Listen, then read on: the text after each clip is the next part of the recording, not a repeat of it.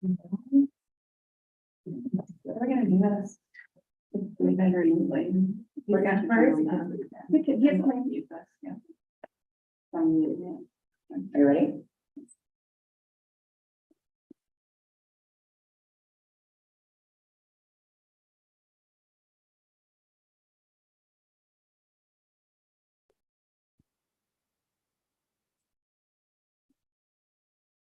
Welcome to our July 10th Board of Directors meeting for LAVTA. We'll go ahead and call our meeting to order, and we will do the Pledge of Allegiance first, and then we'll do the roll call.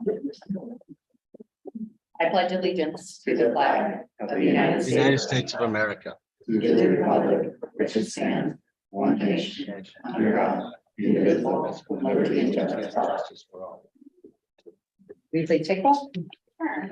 Chair Fanning. Here. Director Brown. Here. Director Howard. Present. And Director Zuzi. Here. Director Kick is absent. Director Testa. Here. And Chair Hernandez. Present. We have a quorum. Thank you. Our meeting will be open to the public at this time. Item number 3, members of the audience may address the board of directors on any matter within the general subject matter jurisdiction of LAVTA. Do we have any members of the public? We don't have any members of the public through Zoom or here in person today. I didn't get anything via email. No written comments. Okay, great. So we will move on to item number 4, which is our 5L Accessible Advisory Committee minutes. Great. We have Sean Costello joining us to give the update. We will promote him to attendee. Turn that right now.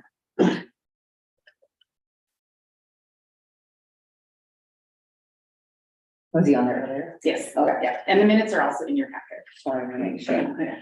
And we tested his audio. Hi, Hey, Sean. there's Sean. Hello, all. How are you doing today? Good, how are you? Hi, Sean. I cannot find the minutes. I don't know what I'm doing. But what we normally do is we do it like you guys do. We go. Sean Costello's here, Herb's here, everybody's here, and we go all through the whole thing, and then we talk about issues of what's happening with the drivers. I gave a report that I went and I trained some of the drivers about they're not doing the tie downs correctly. They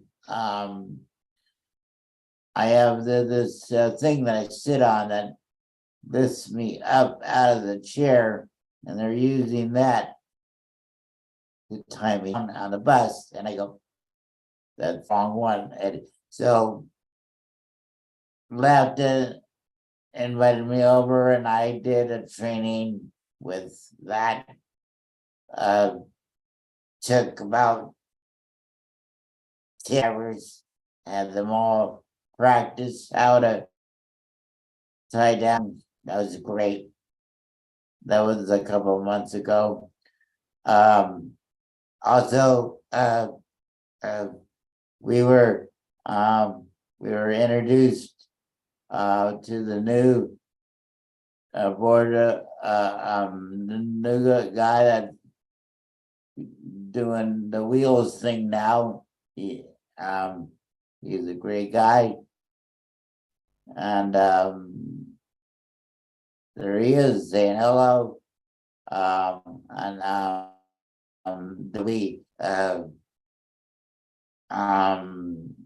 We were talking about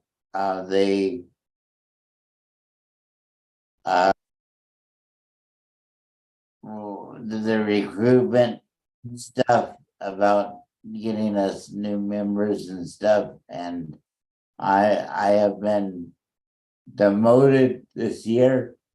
I've been doing this so long that I have to be a for next year, starting now, I am gonna be the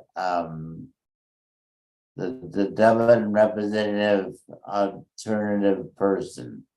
That means that the other girls, they're gonna be doing their terms. And then I'm gonna be an alternate for a year. And I'll still be on here. Whenever nobody shows up, I get to go and say my piece. And so I'm just glad to be here with everybody, and thank you for letting me do the report. Thank you. Thank you, Sean. Do you guys have any questions for Sean? Anybody? Okay, not seeing any questions. We'll go ahead and go on to item number 5, which is our consent agenda. Do any of our board members would you like? I'm sorry, I did have some questions on the minutes, though. I apologize, I missed that. I just wanted to So question, you want to pull the minutes from item A? yeah. Okay. I just wanted to ask, because there were so many concerns about how the chairs were secured in the vehicles. For the TAC meeting, yes, so we have been hearing from our TAC members as well as from our bus operators that there have been some challenges with properly securing mobility devices. Mobility devices range in size from your traditional wheelchair to oversized scooters. We have been working hard to reinforce the training with our operators so that they know the exact process for tying down the mobility devices. It's not all of our, let me backtrack. Some of our TAC members prefer to be secured a different way, but it is out of alignment with the way that is the safest and the proper way to secure them. We are working to communicate that to our TAC members, and they can request a reasonable accommodation if they would like to do so. Mike, do you have any other thoughts? Just if they have a reason, I mean, we have a protocol to make sure that the chairs are secured, and part of that is to make sure, I guess, we don't do the front ones first. Right. We do the front one after the 2 rear ones are, and that way we should do it the same way every single time. Then the driver can't, it's much less likely the driver would make a mistake and not secure someone, and not securing a wheelchair can have, really bad consequences. But not every passenger agrees with the protocol that MV, our operator, has trained our drivers to do. So that's what we're doing. Someone with a disability can request a reasonable accommodation if their disability requires something to be done differently. But it's not exactly a question of preference. It has to be reasonable. Okay, so if they don't feel that the way that their chair is being secured makes them feel secure, if they don't feel safe, they can request that it be done differently. Is that what No. you said? No. They're open to request, anyone's open to request accommodation. I think we need to make sure that there's a basis for it. So more than personal preference, it's a question of safety. But what we don't want to do is have different ways of securing the chairs and then have there be a mistake and someone get injured. So it's really a safety concern, and we'd have to have a good reason not to follow our established protocol, because we don't, there been situations where not on our system, but where people have been badly injured due to lack of security. But It's a national issue. I mean, but also the fact that there's some riders that don't want our staff to do it a certain way. And so it ends up being like, back and forth, right? Yeah. And so if we have a protocol of exactly how to do it, then they're just following the guidelines. But we've had a few riders that feel that we've broken something of theirs on their wheelchair, but it really wasn't. And it's just kind of going back and forth. So that's why our staff has to do it a certain way. Okay, so are the riders, I'm sure they are given a booklet or something that says this is what the protocol is, so that they understand and can see that that's what's going on? I don't know if we have a booklet for riders. Tamara, or Gina, might know. Okay. For Pixco? For Pixco? No, maybe we used to have, maybe they used to have some Yeah, you know, if we had done it into our passengers. No, I don't think so. Well, in the new code of conduct, Right. it does describe the procedure to do the front wheel first, Yep. but not all the way, and Right, then and then back tighten, wheels, yeah. and then tighten the front again. Yeah. We do offer a tether strapping program, so we will give, I think they're blue straps to prefix to the mobility device. And then we train our operators to tether those straps to the bus. And so many of our TAC members have those straps on their chair. These chairs are just very, very different. Some of them are very tall. Some folks carry oxygen and bags, and that can, you know, change your center of gravity, I think, and just our buses can be bouncy. And I think that contributes to a feeling of that maybe I'm not secured properly. Okay, it's a tough one, definitely. You know, if people are, and I can understand, you know, there has to be a standard protocol, but on the other hand, if someone doesn't feel safe, then I understand that as well. Okay, all right, well, thank you. Okay, any other items? That's it. All right, so not seeing any other items, I'll go ahead and ask for an approval for the consent calendar. Brown moves consent calendar approval. Do you still want to pull the minutes or was there a misunderstanding? No, we have the discussion I needed. Okay, then for the entire consent calendar. Second. We have a first and second, a motion and second. Okay, Vice Chair Brandon, Aye. Director Brown, Yes. Director Halbert, Aye. Director Josie, Aye. and Director Kick came in on this last item at around 4 p.m. Go ahead. Aye.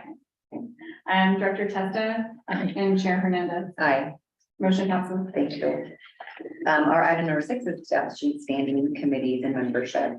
Thank you, Chair. This is your annual action item to establish your committee membership and elect your chair and vice chair for your projects and services and your finance and administration committee. At last month's meeting, the board elected Chair Hernandez from Dublin and Vice Chair Branning from Livermore as your board leadership. Board bylaws state that the two entities not represented as chair and vice chair of the board shall be your chairs of your two committees. So that would leave us with Pleasanton as a chair and the County of Alameda as a chair. So in your attachment 1, which is the resolution, staff are recommending that the composition of your committees remain the same. So the committee that you have been on, you will remain on. And we are recommending Julie continue to be chair of finance and admin from Pleasanton, and that Supervisor Halbert be the chair of your projects and services committee as he represents the county. Vice chair of finance and admin would be Brittany from Livermore, and we are recommending Carla be our vice chair for projects and services. And I can answer any questions.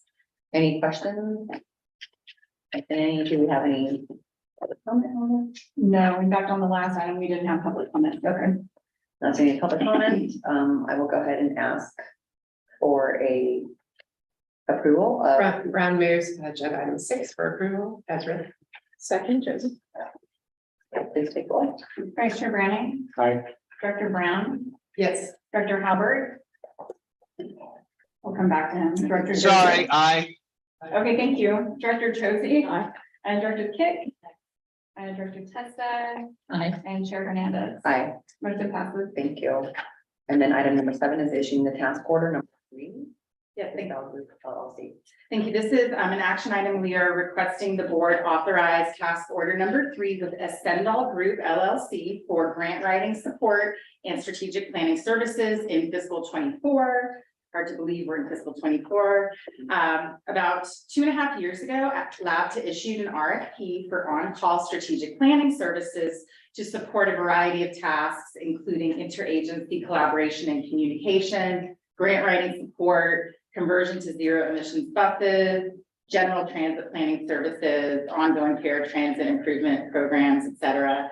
The contract was awarded to Ascendal Group for a 3-year base term with 2 additional 1-year options.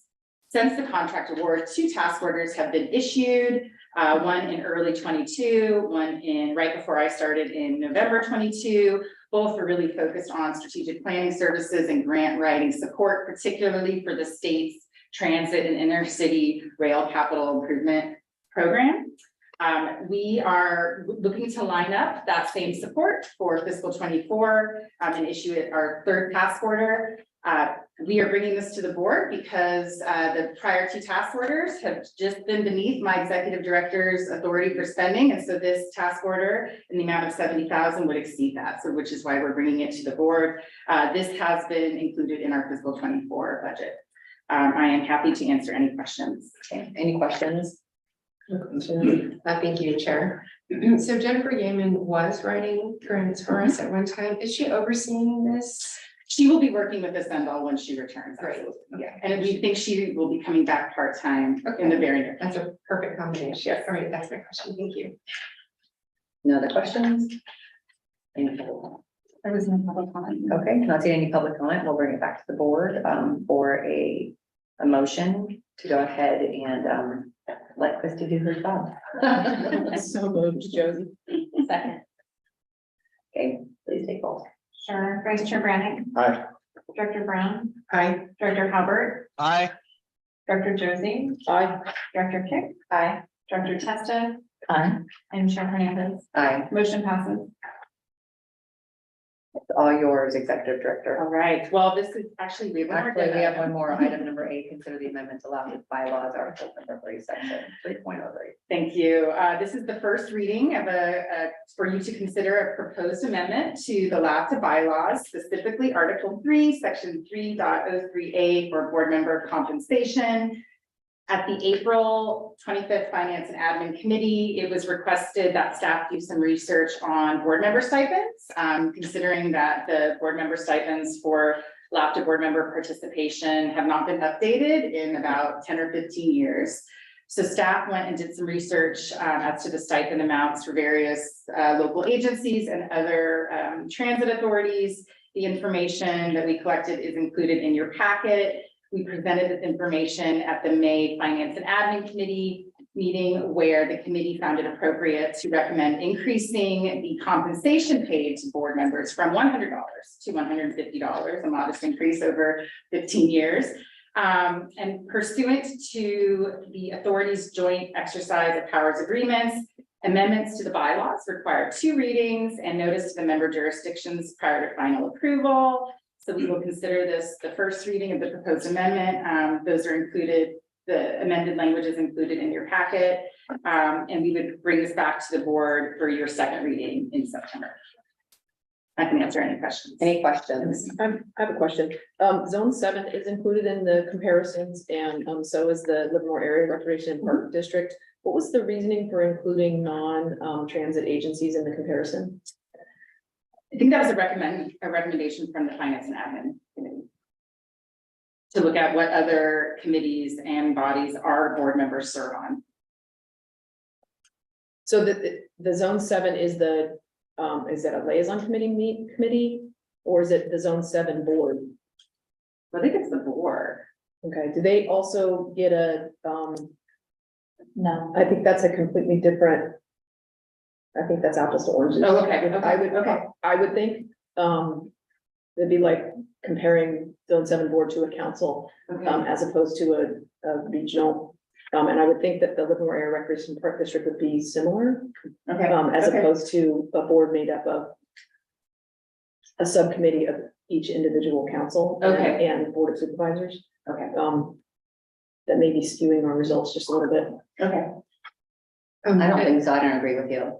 I don't agree with you because of the fact that, one, there hasn't been an increase at all whatsoever in X amount, and we don't really know. I mean, I guess we kind of know what the Zone 7 does, but with regards to, they have what, 1 or 2 meetings a month, and they are not comparable to a city council. No, I understand, but that's their whole compensation, as opposed to, like, I know on our council, we get a stipend, and then we get, we get a council stipend, and then we get compensated for going to these additional meetings, as part of the Wheels Board. Zone 7's directly elected as opposed to appointed by a different body and this is their compensation for being directly elected to the Zone 7 board as opposed to being appointed. So it just, it feels like a different animal to me. I'm not arguing against it's been 15 years. I'm just saying that that's not I don't think it's an apples to apples comparator. I think even if we took out those two, just one is 100, one is 197, I don't actually think it changes. Like, and short, like the math technically does change, right? But it's not like zone 7 was $700 and we're using that as a comparison. It's still like within a reasonable chunk of change. Yeah, that was a particularly big outlier. Anyway, I just wanted to point that out. Well, you can compare to what ACTC has. Yeah, And then stop waste, and those are non-elected, Mhm. those are all just extra, and we're still way below. I mean, ACTC, remind me, supervisor, or It's too good. Carla, It's yeah, 250, it's on, and it's then- on here. Stop waste is, we Yeah, talked stop about waste. stop Yeah, waste we at talked our about meeting, stop but waste. it's not listed here. Yeah, And what stop waste that, 250? I think they're 250 or 225. Yeah. Yeah, they're all in the 100 to 125 to 150 range. Yeah. LAVTA is 125. So, So if I could ask a question, your chair of TVTC, is that 100? Just by comparison, it is a transit organization. Yeah. But to think that there is no adjustment, we've certainly had significant cost of living increases since 2006. but that would be up to TVCT board members to also bring it up to their, board to say. Oh, absolutely. I Yeah, think she was just using everybody it as a should be comparator. making it current, but it's a transit agency based subcommittee, so that's right. It's 100, but. Okay. That's it. Right, any public comment? Not seeing any. public Sorry. There's a new piece of legislation, and I don't remember if it's only for elected bodies. It hasn't passed yet, but it's going through and it looks like it's about to pass. And it is to make sure that there is an ability to do more appropriate compensation. You're For talking about elect- for general law, cities or city councils directly, and it did pass, the governor did sign it. It wouldn't be applicable to this. Okay, so that was only elected bodies. Yeah, it's specifically city councils, for general law cities, non-charter city councils. But it's also important for the committees and also your councils in particular. For, I know that Dublin does it every other year. And so that's just like standard protocol, right? Whether the council votes for it or not, or to get their 3% or 5%, that's up to the council. But it's always good to have something like some types of standards that you can go by every year, or every other year. And that's really up to your council on what the council's looking to do. Yeah. Because then it's more fair that way, right? With regards to you're always compensating. I mean, we bring this up every other year at our Dublin Council, for many, many years. So it's just really up to the committees, in my opinion, to either have it as a standard rule or the council. Okay, all right, thanks for the clarification on that.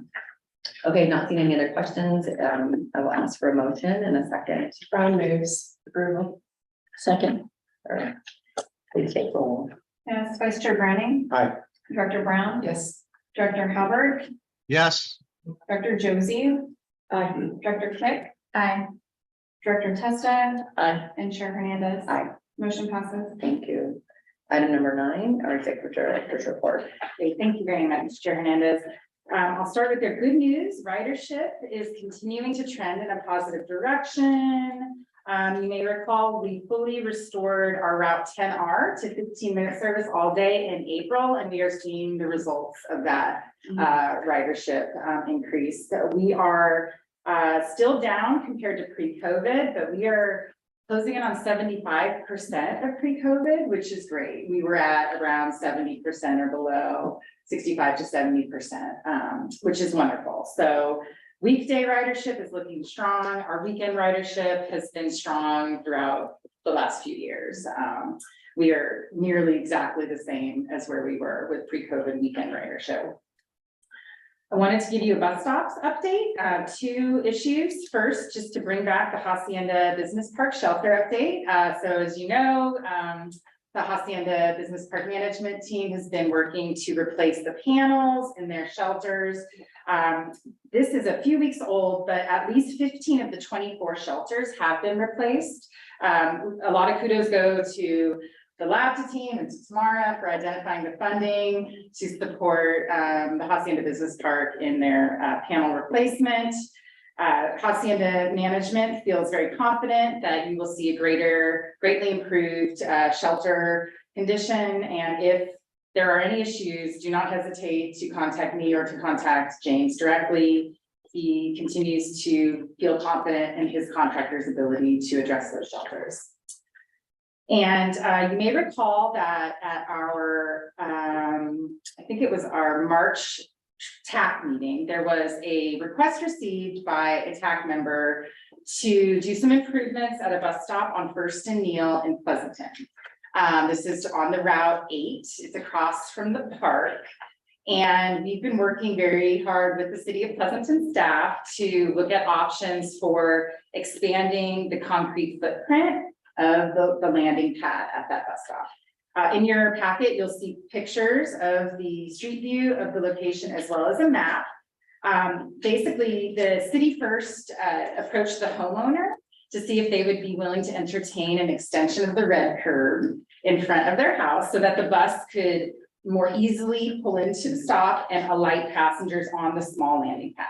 The homeowner was not interested in an extension of the red curb. So the city now is recommending we remove the trees and pour a larger concrete pad right at the corner of First and Neal. And we are awaiting a cost proposal from the City of Pleasanton. So I will bring that back to the board when I get more information. Are there any questions about the bus stops? So I'm looking at the photo and it looks like there's a small tree. And then you've got 3 or 4 larger trees by the corner. Yeah. Are you looking to remove the small tree? It's the 3 larger trees by the corner. The city So is remove proposing to 3 pave the all of whole. Yeah, so we're gonna see what the cost is and then we'll make To us, it isn't a cost. Okay. It's a visual. It's Okay. 3 trees and that's gonna change the look significantly. Okay. Or for me, I'll speak for It's myself. right there where somebody comes up and you want to make a right hand turn, so the Yeah. bus would block the right hand turn. So I guess that's why I was thinking a little back further. That's originally what we were proposing, that red curb extension is just back further. You might not be able to see it so much in the picture, but But the homeowner won't like the removal of the trees either. you know. One or the other. Yeah, well, or not. We can also just, it was a limited one complaint that we received, and that is why we offer the ADA paratransit service for, a person who cannot access the fixed route system. That's why we do have the complimentary service. So It's very small. The expansion suggested is very large. yes, Is there a middle ground that has been discussed? there might be. Okay. There might be. We're waiting on more information from the city.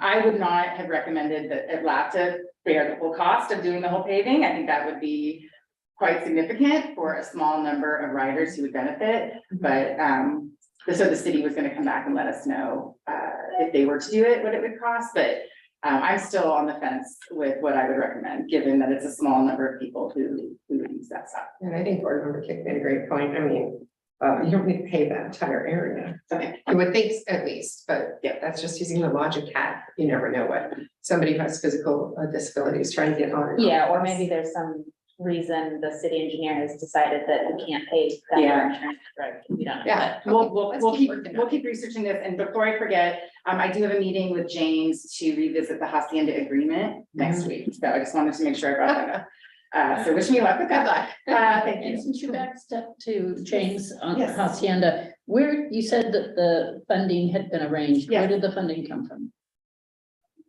It's state funding. State of good repair funding. Thank you. Sorry, I have a whole spreadsheet in my head.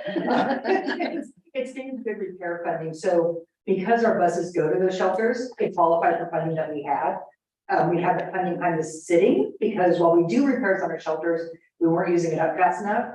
And then it was brought up last year in April or May that the shelters just look horrible. And so I had a meeting with James and we talked about it and he just said he had a cash flow issue. So he asked for a loan and I was like, yeah, we can't do that. So I talked to the state, the people in charge of state of good repair, to see if it would qualify and it did. So I think we ended up about $70,000. It wasn't a ton, because we're just replacing the panels, the polycarbonate panels.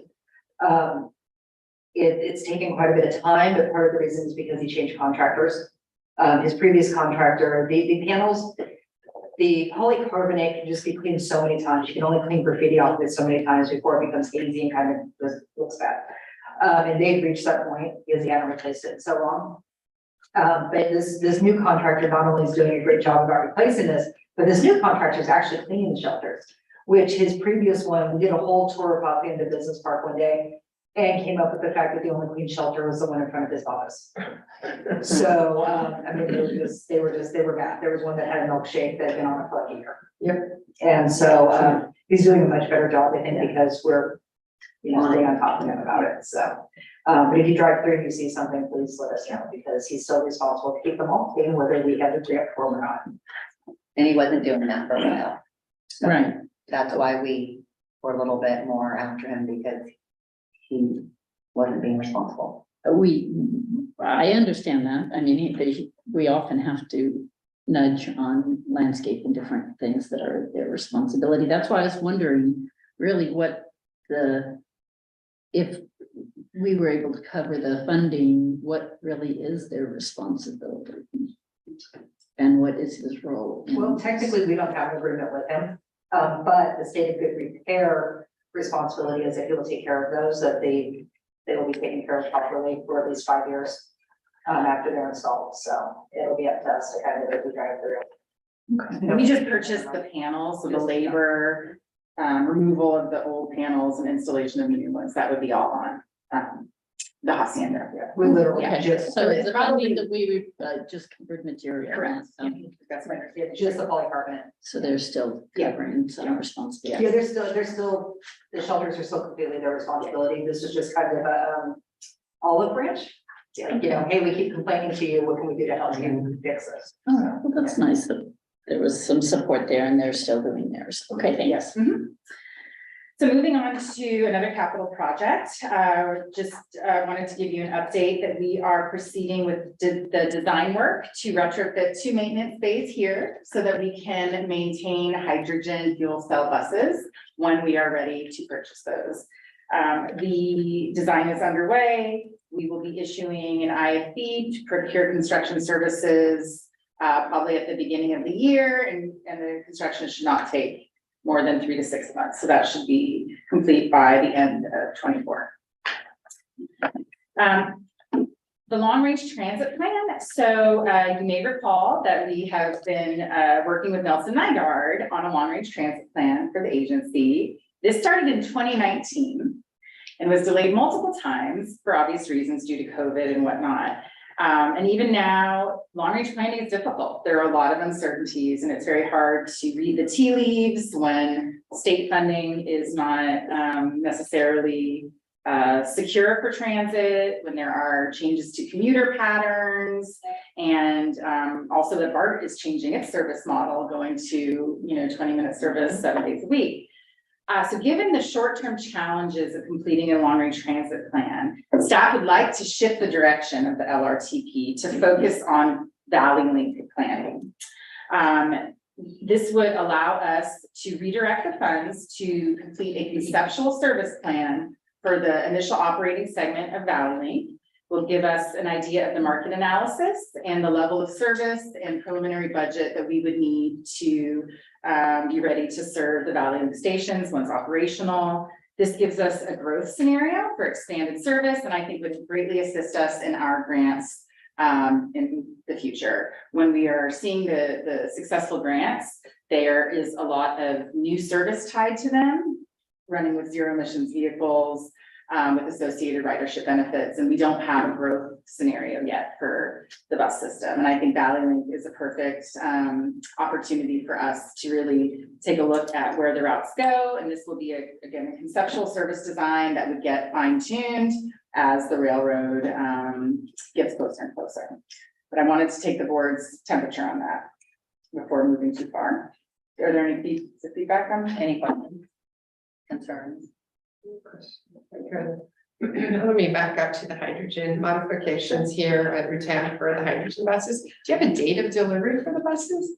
No, we have not yet taken any action to purchase these buses. No, but you're already doing bays to maintain them. Yeah, and we have money to do the hydrogen fueling station as well, that we received grant funding from the state, and so that is in design as well. So you're making a decision then, even though we're looking at a design for a larger facility over quarries and things of that name, right? And you're making the decision to do an investment, capital investment here without any idea when you're gonna get buses, when you're still trying to work on getting the grant funds together for the larger project, which will be the permanent project. So I guess I'm just wondering how much you want to invest in. I'm asking it as a question. Yeah. Sorry, no, go ahead. We have grant funding to pay for the whole project here that we can't use for anything else. And we're actually on the verge of losing it if it's not spent by the end of the year. Yeah. So, Grant funding. so it's an investment, but it's not coming out of our TDA money. And the board's plan for your zero emissions buses has you purchasing your fuel cell buses as early as 2025. We wanted to be ready for that. Now, our local manufacturer does not make a fuel cell bus right now. So I have it on my board calendar to bring this back to the board later this fall for discussion about whether you want to move forward with your zero emissions plan and look at purchasing from another manufacturer. There are manufacturers that exist with this technology, or whether you want to defer your first purchase and continue with your diesel hybrids that you have today. So that's a decision that I will be bringing to you this fall. We were not successful in our Lono bus and bus facilities grant. The awards were just announced a few weeks ago. So we don't have our funding yet identified for the Atlantis facility. We'll continue to work on that next year. And I think with Jennifer back, we'll have a stronger application next year. But this is your fail safe to ensure that we can fuel and maintain these vehicles per our zero emissions plan, which has you purchasing them in 25 and 26.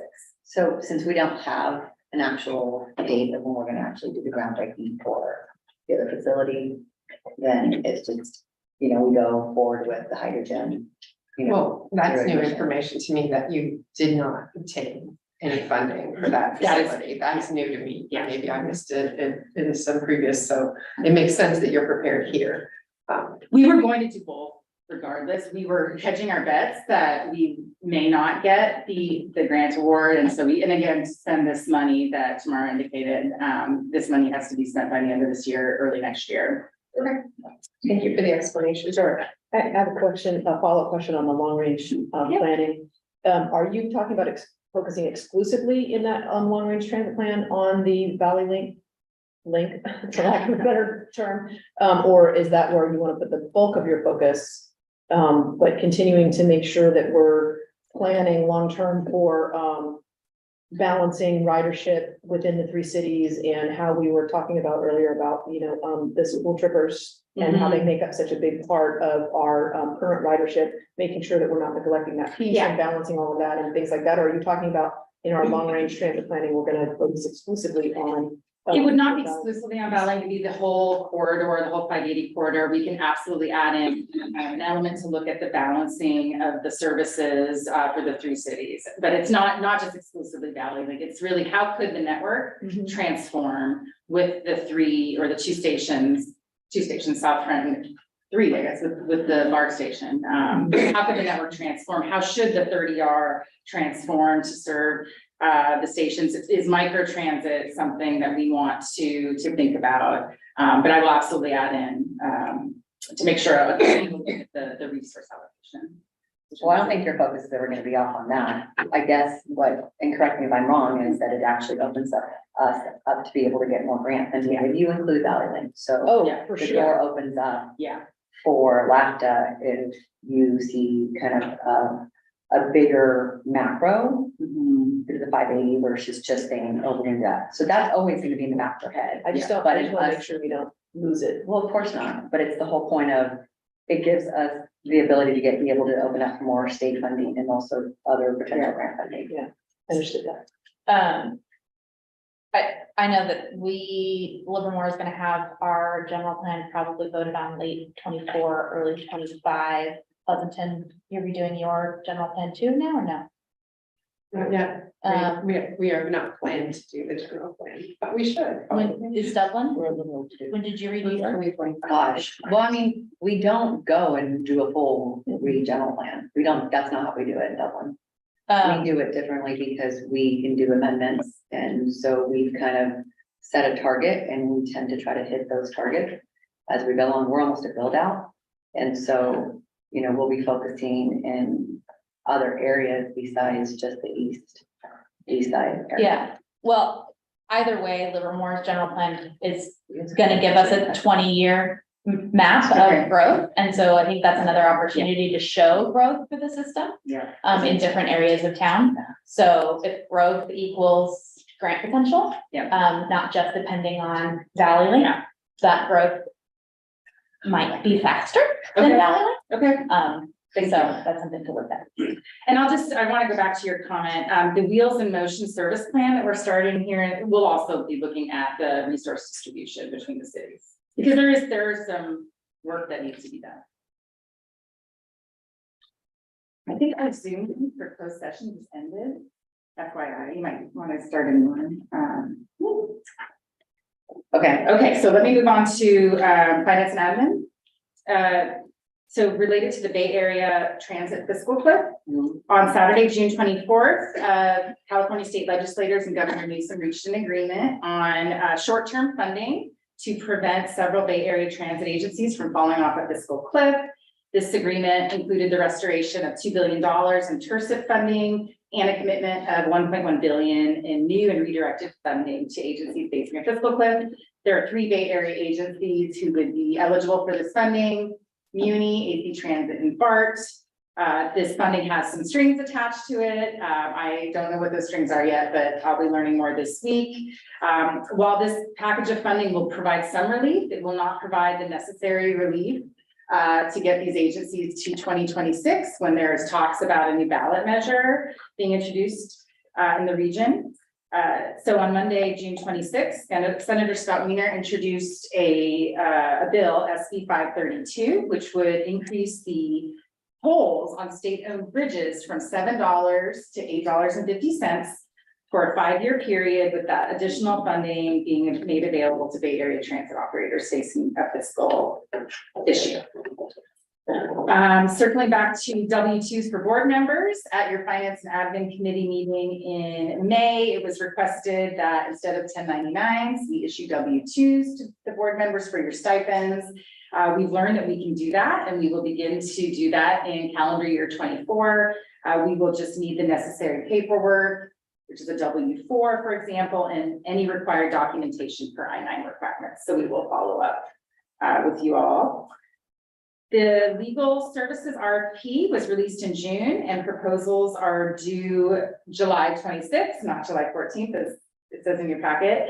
And our public outreach RFP to support our Wheels in Motion plan, proposals were due today, actually, not on July 14th. So we did receive at least one proposal, so that's great. And we are busy recruiting for Tony's replacement, although can't replace Tony. He's on vacation right now. Right before his retirement. I know, so his party is a week from Friday. I do want to make sure you all have that on your calendar. We're getting Lockford sausages, so it'll be here from 11 to 1. So please join us if you can. We are recruiting for a director of customer experience. So we have posted that on LinkedIn, Transit Talent. And I would welcome you sharing that with your networks if you know anyone that would be a good fit. This person will be responsible for all the customer facing materials, marketing, outreach, your fare programs, your bus advertising contracts, things of that nature. So I think a really important member of our executive team. And we have our bus rodeo again on October 28th, and we are finalizing details. We're securing sponsorships. Gillig has agreed to be a sponsor. The Teamsters will be providing some barbecue, which is great. And for those of you who are interested in learning to drive a bus, we are securing a Saturday in October. So we will poll you all to determine which Saturday is the best one for you, but we will have 2 courses or two challenges for you. They will be a little easier than our bus operators, than they have, but, I think it'll be really exciting and, looking forward to your participation. And then I'll just Do we have insurance enough for us to drive? I don't think we'll have passengers, so it'll be on us. It's just to be, we have to sign a disclaimer. Yeah, your insurance will not be very happy. All right. Sorry, I'm I'm just. sure none of us have a, what is it, a class. Yeah, Do not. So in your packet, you've got your April and your May stats. We didn't have your April stats at your last meeting, so you can look through those.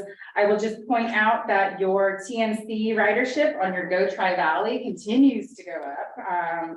March, April, and May all saw record usage, so something is going right there. And actually, we are nearing the point where we need to bring you your contracts with your TNCs because they are, exceeding spending authority. So we'll be bringing that to you at the next committee meeting. The other item I'll point out before I stop talking is your Alameda County Student Pass Program. I'm bringing that back to the full board at your September meeting for discussion. Just wanted to circle back from there. And that concludes my very lengthy report. I can take any questions. Any questions? Not seeing any questions. We will go ahead and go on to item number 11, which is number 10, matters initiated by the board. So do we have any matters initiated by our actual board? Board? None. No, okay. And then so we will go ahead and go and adjourn. Well, we'll pause this meeting and then go into our closed session meeting at 4:47.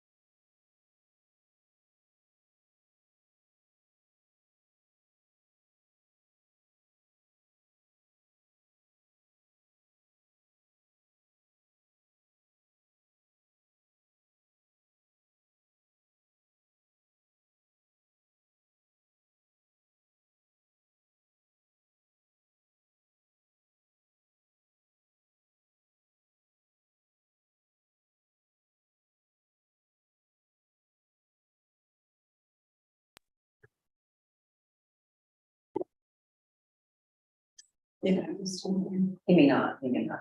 I know he has another meeting, so. Okay, are you ready? All right, we will convene back into our regular meeting. And we actually have nothing to report. No reportable action. All right, so then, we will go ahead and adjourn our meeting at 5:05. And our next meeting is September 11th.